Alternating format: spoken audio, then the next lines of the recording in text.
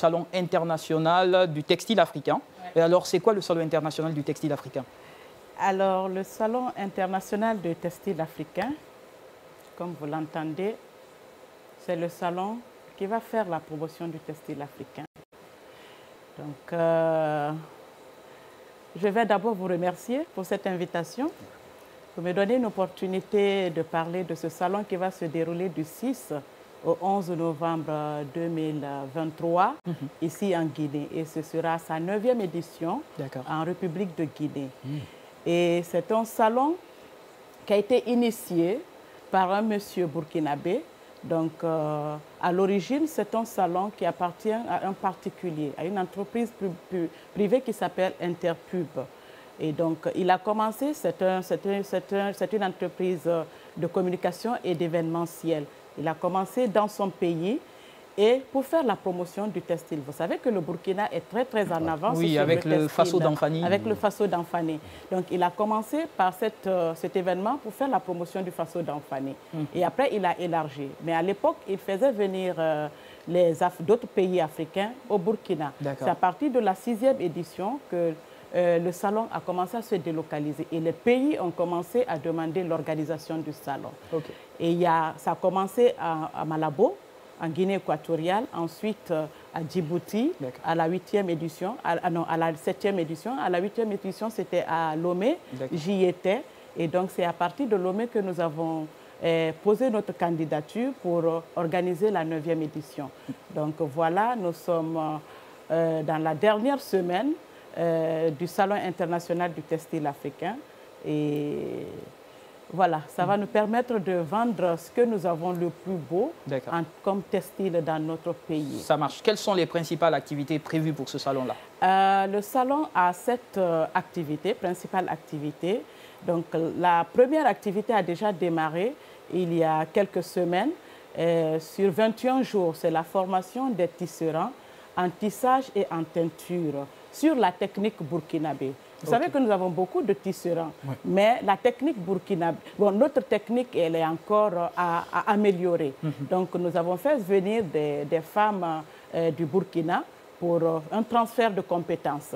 Nous avons aussi envoyé des équipements du Burkina pour familiariser nos artisans au tissage.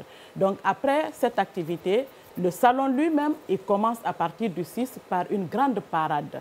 Donc, c'est une parade internationale des tenues africaines. Donc, chaque pays qui arrive vient avec ses tenues traditionnelles. Donc, ils vont défiler devant nos autorités ici dans tout ce qu'ils ont comme beau en termes de textile. Après la parade, il y a les défilés grand public qui se passeront du 6 au 10 sous le monument au palais, sous le monument, tous les soirs.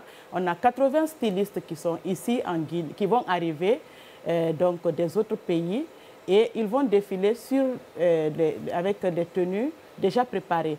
Après le défilé, il y a l'exposition vente aussi. Donc chaque pays aura son stand et d'autres artisans auront des stands pour commercialiser les produits.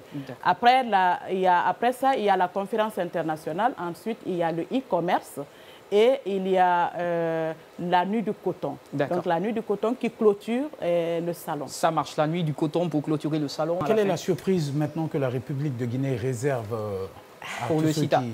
Alors, donc, il faut savoir que nous avons 41 pays qui vont participer au Salon international du textile africain.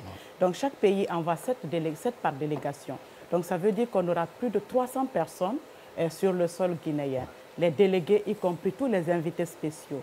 Et donc, on est en train de mettre tout en œuvre pour avoir une très belle organisation. Donc, la meilleure sur toutes les éditions passées.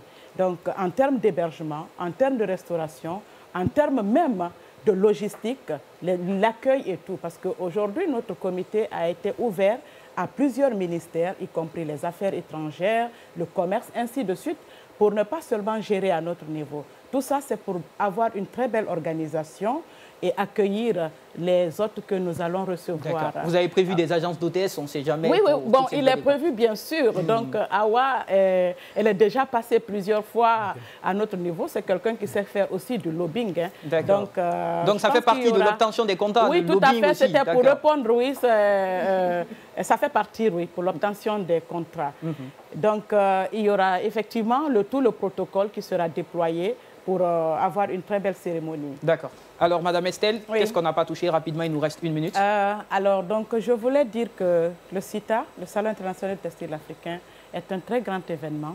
La Guinée va recevoir plus de 300 personnes sur le territoire guinéen. Ouais. Peut-être que depuis quelques années, où ça va être la première fois que cela arrive. C'est vraiment le meilleur branding qu'on peut offrir actuellement à la Guinée. Ça marche. Le CITA, le meilleur branding qu'on peut offrir actuellement à la Guinée.